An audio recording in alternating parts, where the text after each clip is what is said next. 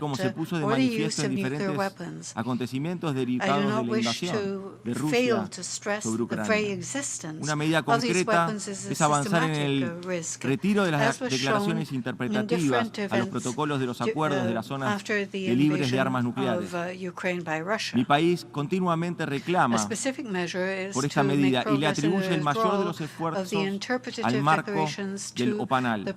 Para la Argentina ello es particularmente importante a la luz de la prolongada e injustificada presencia militar del Reino Unido en el Atlántico Sur, complemento de la usurpación de tierras y mares circundantes de nuestro país, lo que incluye el desplazamiento de submarinos con capacidad de portar armamento nuclear en esta zona desnuclearizada. Recientemente tomó Estado Público documentos desclasificados en los archivos nacionales de Londres que prueban que durante el conflicto del Atlántico Sur de 1982 el Reino Unido envió a la región buques equipados con 31 armas nucleares, lo que representaba en ese entonces el 65% de su stock de bombas nucleares de profundidad. Además de tratarse de una significativa cantidad, la mera presencia de esas armas implicó no solo para la Argentina, sino para toda la región un grave riesgo nuclear, tanto en términos de contaminación radiactiva en el Atlántico Sur como por las catastróficas consecuencias humanitarias asociadas al armamento nuclear. Esta información que Argentina subrayó en distintas oportunidades ya ha tomado estado público, casi 40 años después de que tuvieran lugar los hechos, periodo durante el cual el Reino Unido negó categóricamente poseer armas nucleares en la zona del conflicto del Atlántico Sur. Esa conducta es violatoria de la obligación de obrar de buena fe y demuestra la falta de garantía de transparencia acerca de la presencia de armas nucleares en el Atlántico Sur. Preservar el Tratado de Tlatelolco, implementar de manera cabal sus provisiones, significa preservar también la primera zona libre de armas nucleares en una zona densamente poblada como es la región de América Latina y el Caribe. Lo señalo en nombre de mi país y también porque la Argentina ejerce en este momento por designación unánime de sus miembros la presidencia pro tempore de la Comunidad de Estados Latinoamericanos y Caribeños. Señor Presidente, en el marco de las crecientes tensiones regionales que se observan, quisiera recordar que la Argentina ha expresado de manera permanente su enérgico repudio a los lanzamientos misilísticos y los ensayos nucleares efectuados por Corea del Norte. Urgimos a Corea del Norte a abandonar su programa nuclear y otros programas de armas de destrucción masiva y a volver al pleno cumplimiento de sus compromisos.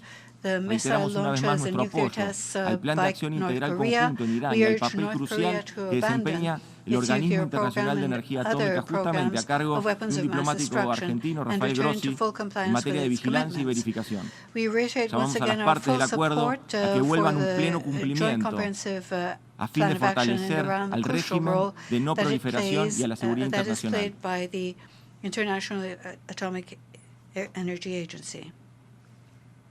Mi país mantiene un compromiso ineludible con la no proliferación y el sistema de salvaguardias de la OIEA. Sus labores son cruciales en la promoción de los usos pacíficos de la tecnología y la energía nuclear. Es esencial continuar apoyando el organismo y su centralidad en lo que atañe a los compromisos establecidos en el artículo 3 del TNP. Señor Presidente, el compromiso de la Argentina con la no proliferación se evidencia también a través de la Agencia Brasileña Argentina de Contabilidad y Control de Materiales Nucleares, la ABAC, parte de una política de Estado que convalidan todas las fuerzas políticas de mi país desde que en 1985 las democracias argentinas y brasileñas firmaron su primer acuerdo de construcción de confianza mutua. La ABAC brinda a la comunidad internacional garantías inequívocas de la naturaleza exclusivamente pacífica de nuestros programas nucleares. En el 2021 se marcó el 30º aniversario de la agencia. Hemos compartido los resultados de estas experiencias porque estamos seguros que puede servir de inspiración para otras regiones del mundo, tal como fuera reconocida en la adopción por consenso de la resolución 76/52 de la Asamblea General de las Naciones Unidas. Señor Presidente, frente a un contexto global complejo, la voluntad y el diálogo son las mejores herramientas con las que contamos para avanzar en la construcción de un mundo más previsible y seguro. Base imprescindible para edificar sociedades más justas en un planeta que debe ser más equilibrado. A 50 años de la entrada en vigor del tratado con testimonio de avances y retrocesos, ¿es este un instrumento válido en la actualidad? ¿Aún tiene el vigor y la fuerza suficiente? Confiamos en que esta conferencia constituye una instancia clave para revalidar el rol vital del TNP y renovamos nuestro compromiso, el de nuestro país, con los derechos y obligaciones en materia de desarme, no proliferación y uso pacífico de la tecnología nuclear. La seguridad internacional en el sistema de Naciones Unidas es una condición que ningún país puede alcanzar en solitario, sino mediante la cooperación y el respeto integral a la Carta de las Naciones Unidas. Es necesario que las 5 potencias nucleares con asiento permanente en el Consejo de Seguridad se manifiesten individual y colectivamente reafirmando estos compromisos del tratado. Se deben accionar las medidas de desescalamiento nuclear en torno al caso de Ucrania, multiplicando los sistemas de verificación. Tenemos que proponer una zona de desnuclearización en Europa que contemple a los países sin armas nucleares. Desafíos y temas para el debate de esta semana. Nuestros pueblos quieren paz para superar la postergación, la desigualdad y la injusticia. Pasemos, por favor, de las palabras a los hechos. Agradezco al ministro de Relaciones Exteriores, Comercio Internacional y Culto de la República Argentina por su discurso y por las palabras dirigidas a la presidencia.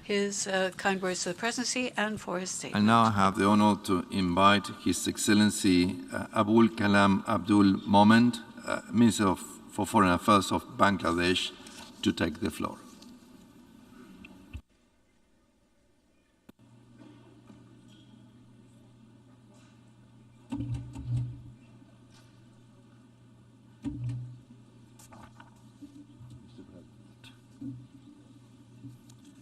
Bismillahirrahmanirrahim. Mr. President, we congratulate you for your election as President, and we assure you that my delegation will support you all the way.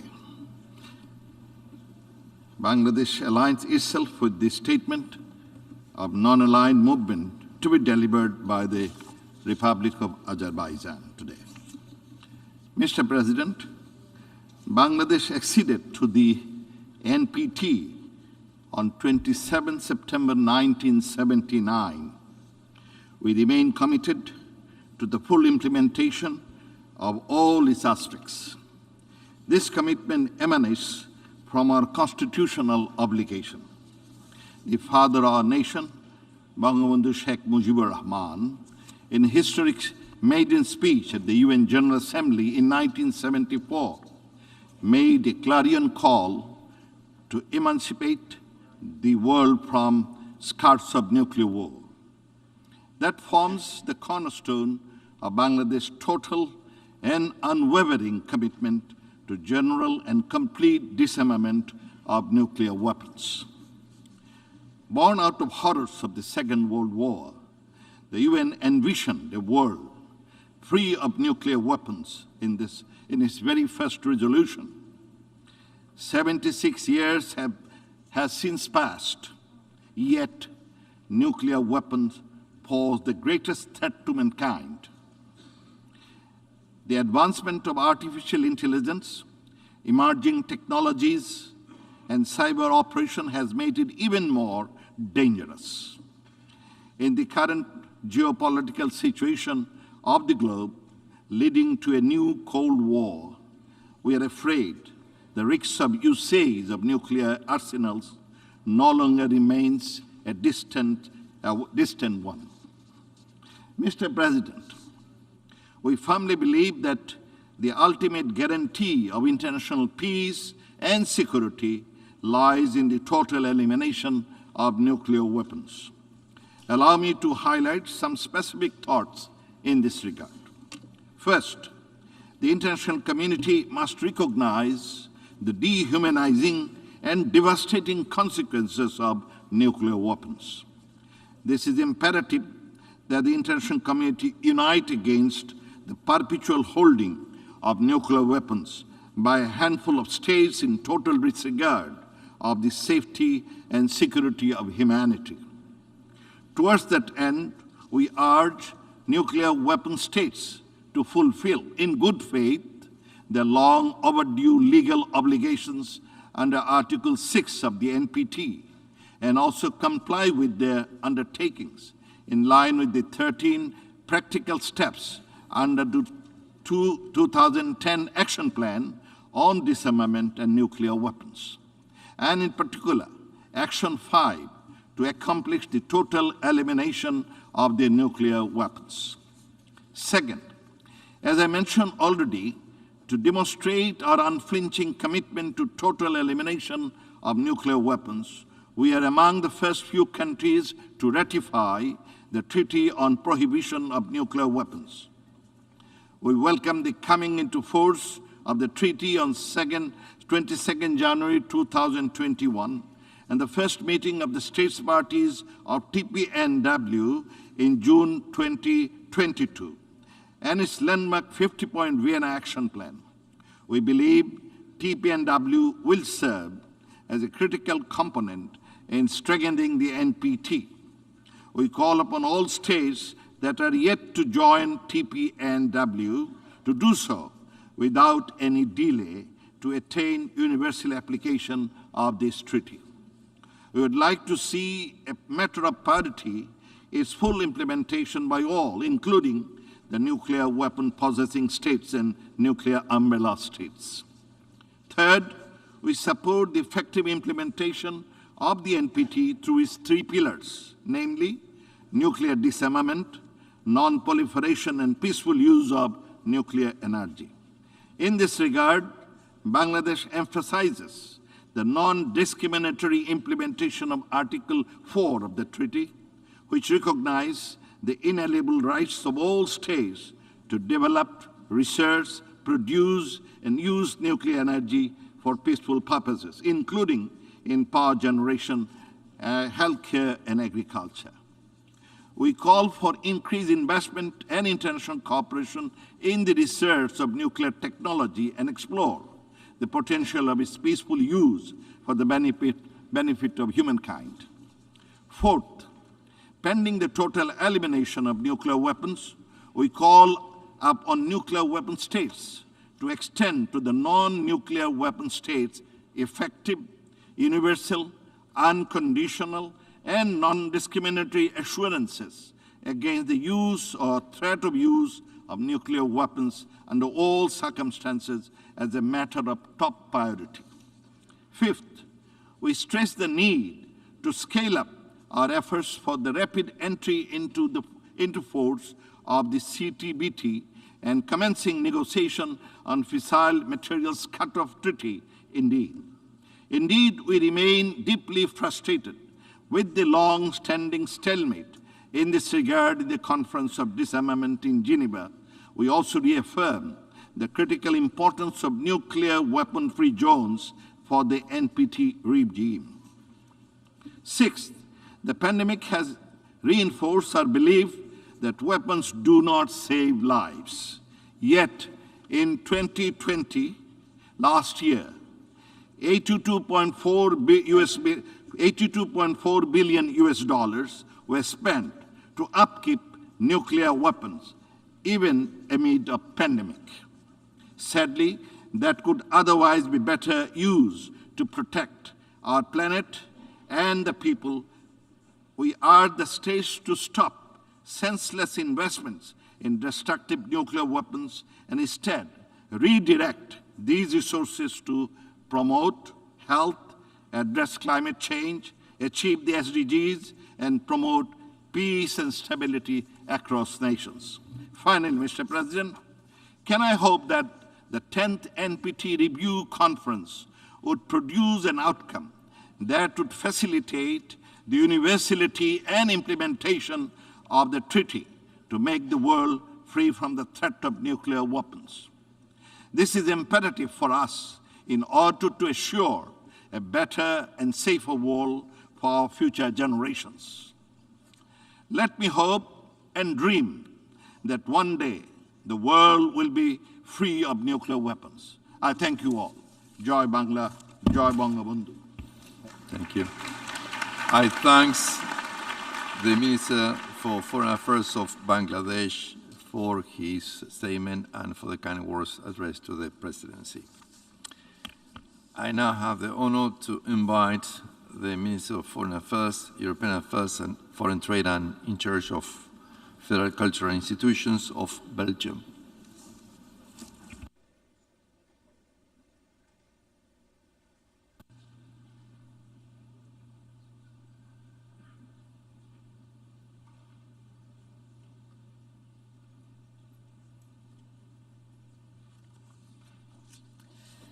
Monsieur le Président, permettez-moi tout d'abord de vous féliciter d'avoir assumé la présidence de la conférence d'examen du TNP et de vous remercier très chaleureusement de la préparation transparente et inclusive de cette préparation. Je vous assure de l'entièreté de la coopération de ma délégation dans l'exercice de vos responsabilités. Sachez que la Belgique s'associe pleinement à la déclaration de l'Union européenne. Monsieur le Président, la guerre non provoquée, injustifiée et contraire au droit international qui a été déclenchée par la Russie contre l'Ukraine nous confronte malheureusement de nouveau à une menace nucléaire. La gravité de cette situation exige de toutes les nations et prises de paix de non seulement condamner l'agression de l'Ukraine par la Russie et d'exiger son retrait inconditionnel des frontières ukrainiennes internationalement reconnues. La Belgique condamne également tout discours impliquant une coercition nucléaire et toute action mettant en danger la sécurité et la sûreté nucléaire de l'Ukraine. Lorsqu'on examine la détérioration des relations entre les puissances mondiales et l'augmentation de l'importance des armes nucléaires dans le discours public, le défi formidable auquel est confrontée cette conférence apparaît très clairement. Les grands dossiers de prolifération restent en suspens. Certains traités sur le contrôle des armements se sont effondrés.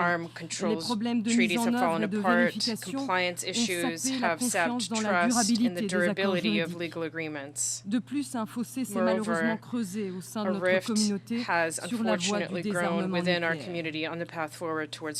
Le tableau est certes sombre, mais il ne doit cependant pas nous affaiblir dans notre détermination. Nous devons considérer ce qui est en jeu. Le TNP est un rempart contre la prolifération des armes nucléaires. Il offre aux États le bienfait de l'atome, que ce soit pour l'énergie ou pour la thérapie contre le cancer. Il assure la sécurité et le développement technologique. Il est donc de notre responsabilité collective de réaffirmer notre engagement vers l'ordre mondial fondé sur les règles et de tout mettre en œuvre pour le succès de cette conférence. Tous les sujets doivent pouvoir y être abordés sans tabou ni risque de blocage. Nos engagements passés ne sont pas devenus obsolètes. Le plan d'action 2010 offre toujours une base très solide pour progresser dans les trois piliers du TNP. Nous devons maintenant discuter de sa mise en œuvre et convenir des mesures concrètes pour réaliser ces objectifs. La Belgique est très préoccupée par l'expansion alarmante du programme nucléaire iranien. Gravely concerned by the alarming expansion of Iran's nuclear program, both in terms of fissile material and know-how. Iran should return to compliance with its international obligations and allow the IAEA to carry out its verification activities without hindrance. The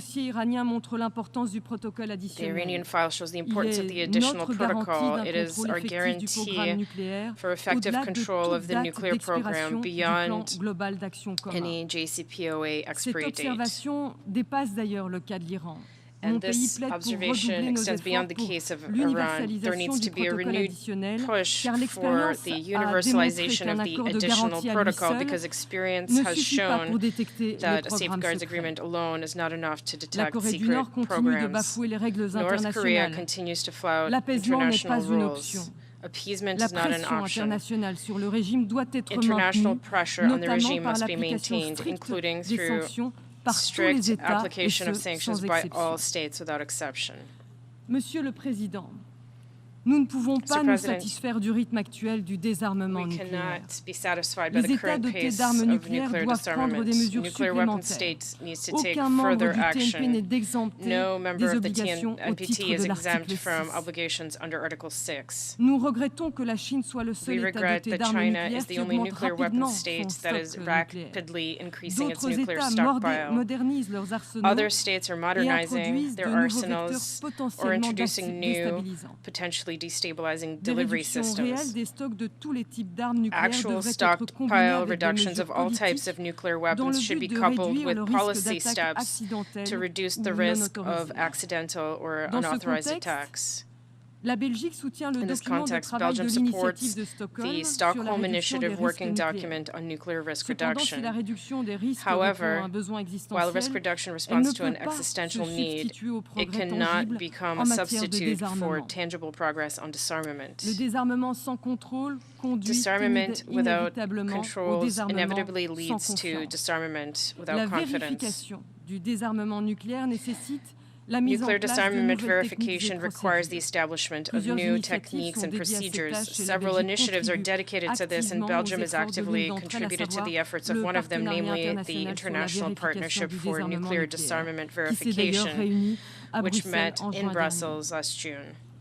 Un monde sans armes nucléaires n'est possible que There can dans be un no monde nuclear sans weapons essais free nucléaires. world without a nuclear La test Belgique, free world. avec 16 autres États, Belgium, together a with présenté 16 un other document de states, travail has proposant des introduced a mesures working que paper tous les États offering peuvent mettre en œuvre pour renforcer proposals le for traité measures that all d'interdiction actions can take complète des to essais reinforce the nucléaires et son régime de CTBT and vérification its et avancer verification ainsi regime vers son entrée en and to vigueur. move forward towards its entry into force. Monsieur le Président, Mr. President, permettez-moi de terminer par un allow appel. me to conclude with an Nous appeal. appelons en particulier We call chaque État in de particular l'annexe 2 upon à each accéder au annex traité to sans state attendre que to les accede autres to le the treaty fassent au without waiting préalable. for others to do so Ainsi, first. chaque signature sera un Thus, pas supplémentaire each signature vers un will monde be an dénucléarisé additional et en step paix. towards a Et c'est là peaceful, notre vœu à denuclearized tous. world, and Faisons en that sorte qu'il se is réalise. our Je vous common wish. remercie. Let us make sure that it becomes a reality. Thank you. I would like to thank Her Excellency Hajj Laviv, Minister of Foreign Affairs, European Affairs, Foreign Trade, and in charge of Federal Cultural Institutions of Belgium, for her statement and for the kind words addressed to the Presidency. And now I have the honor to invite His Excellency Philip Twitford, Minister of Disarmament and Arms Controls of New Zealand, to take the floor.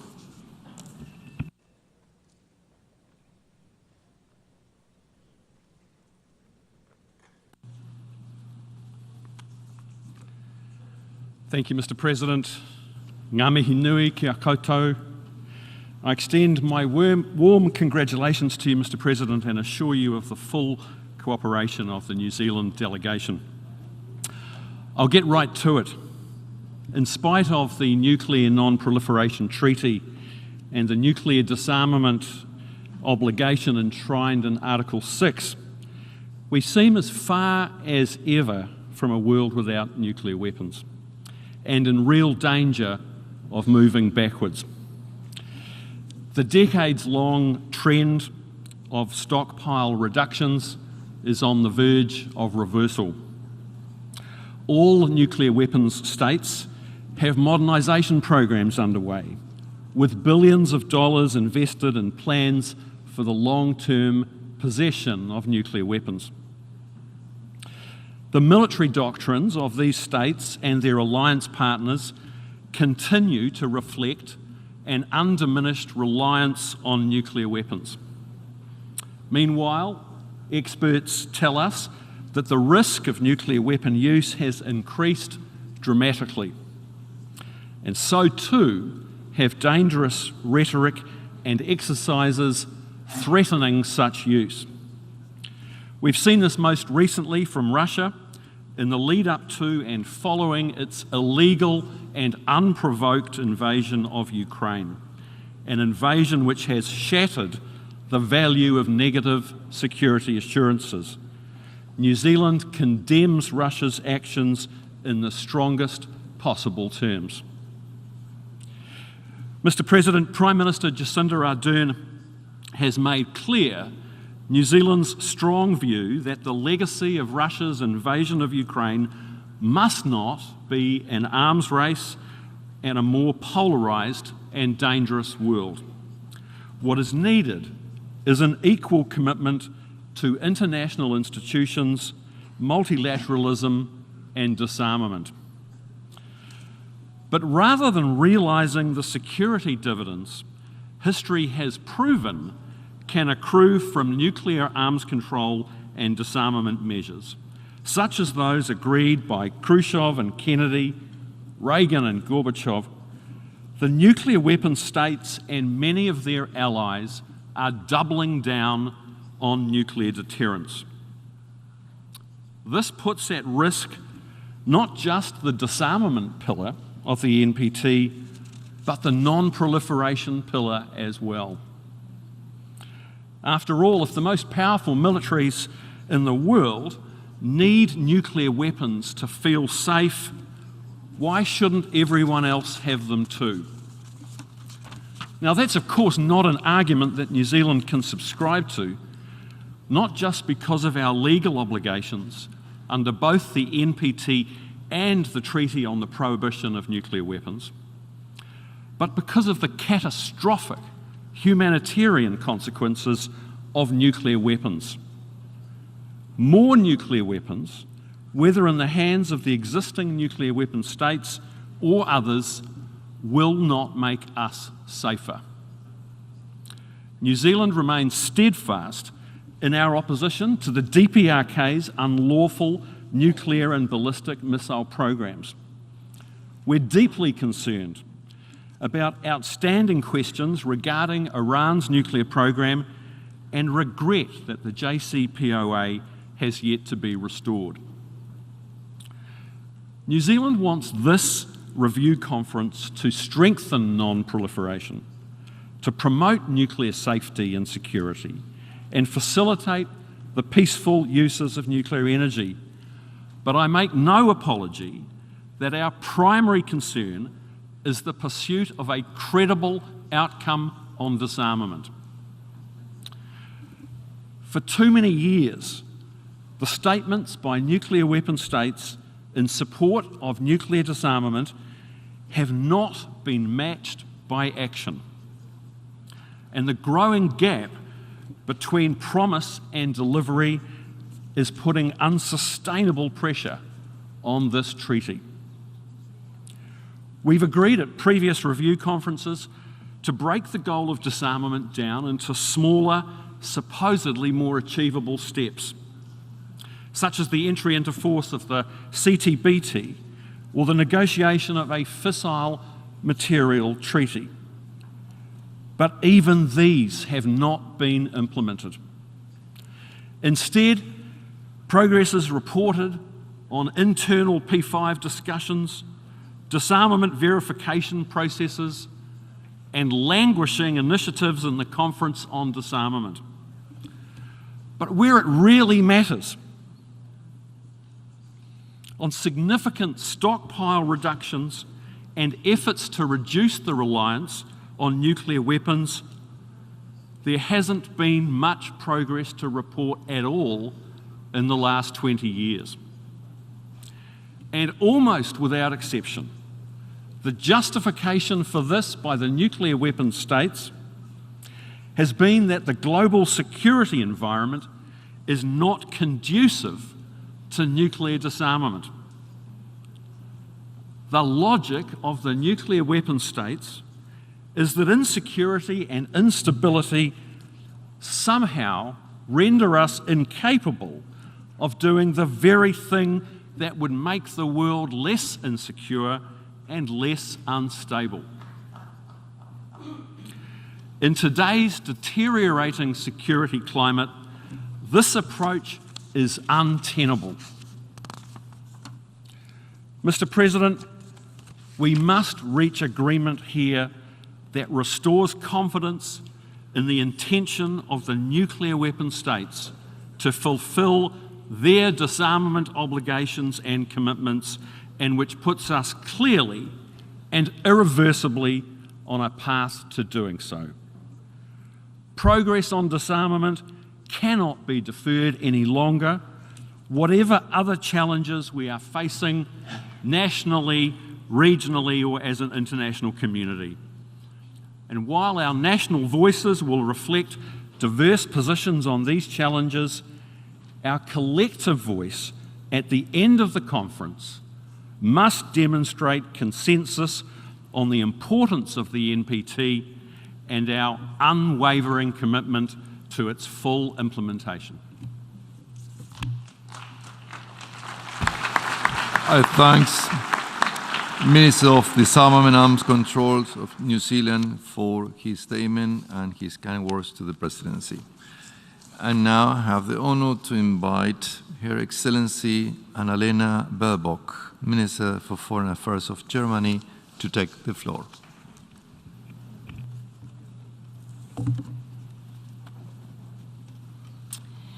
Mr. President, colleagues, excellencies, ladies and gentlemen. For more than 5 months, Russia's war of aggression has caused death and destruction in Ukraine. This war marks a turning point. A permanent member of the UN Security Council is blatantly breaching the UN Charter and trying to subdue its smaller neighbor. In attacking a country that gave up nuclear weapons, Russia is brutally violating the assurances it gave in the Budapest Memorandum. And since the 24th of February, Russia has repeatedly used reckless nuclear rhetoric that is putting at risk everything the NPT has achieved in 5 decades. I welcome the fact that a great majority of states have condemned Russia's aggression and its nuclear signaling. That's what we did here in this room at the UN General Assembly in March, when 141 states condemned Russia's war, as well as its decision to increase the readiness of its nuclear force. Reaffirming this condemnation remains a matter of credibility for all of those promoting serious efforts towards nuclear disarmament. Today, these efforts and the Non-Proliferation Treaty are facing an uncertain future. When I announced my trip to New York to attend this conference, I was asked by many, "What are you doing there? What's the use of flying the flag for nuclear disarmament in times like these? Why are we here?" I think the answer is as simple as this. We are here to defend the rules-based international order. The NPT is not just a piece of paper. It embodies some of the most fundamental commitments of humankind: to prevent the spread of nuclear weapons, to ensure nuclear weapons are never used again, and to work towards our common goal of a world free of nuclear weapons. As we meet for this conference, we are standing at a crossroads. Due to the pandemic, the 10th NPT review conference has already been delayed by 2 years. The previous review conference was back in 2015. If we take down the flag of nuclear disarmament today, the NPT and all it stands for would be dead. So we are flying this flag not because it's easy, but because it's needed. Much is at stake, as many of you have said already. Much is at stake for us, but even more for future generations. I'm not naive. We will not overcome all obstacles at one single conference. But we can stand our ground and uphold the principles enshrined in the NPT. That is our urgent task. It was an 82-year-old man who drove this message home to me last month. I met him in Nagasaki. He is a survivor of the catastrophic atomic blast of August 1945. He told me about the glaring light of the explosion, about his family members and friends dying, about further family members and friends dying afterwards, years by years, because of cancer. His experience stands for the horror of hundreds of thousands, and I include many victims of nuclear testing in the decades afterwards. This man said to me, "Make sure humans must never again be hurt by nuclear weapons. And if we can move just an inch closer to that goal here in New York during the next weeks, that will be worth every effort." And that is why we are here this month, to uphold our belief in an international peaceful order. With this in mind, I see 4 priorities for us as we seek to advance the NPT's agenda. First, it's crucial to reaffirm the validity of NPT's acquis and to implement our commitment. This is a matter of credibility and remains the basis for universal support of the NPT. Faced with Russia's attacks on the rules-based order, it is now even more important to uphold agreed norms and principles and to call out violations. Now is the time to stand strong. Second, we have to reduce the risk of nuclear escalation and put ourselves back on the track of nuclear disarmament. With our partners in the Stockholm Initiative and in the Non-Proliferation and Disarmament Initiative, we have proposed many steps that could be taken now or in short term. Transparency on arsenals and restraints in doctrines. Crisis-proof communications to prevent escalation. And renewed dialogue on next-generation arms control agreements and future reductions. I'm convinced if we really try, progress can be achieved. But, and this is also the brutal reality, it can be achieved only if all nuclear weapon states take credible steps. Today, Russia is doing the opposite. China's arsenals are growing. In this context, I welcome the readiness of the United States announced today to negotiate a new arms control framework to replace New START. In such times, honest dialogue is therefore essential, also to move forward on non-proliferation. And this is my third point. The IAEA safeguard system is the greatest achievement under the NPT, so we must strengthen it. Moreover, proliferation crises demand our fullest resolve. The continued expansion of the Iranian nuclear program is of great concern to us. Iran has no justification for many of its nuclear activities. For example, no non-nuclear weapon state needs uranium enriched to 60%. And recent comments from Tehran are deeply disturbing. I therefore urgently call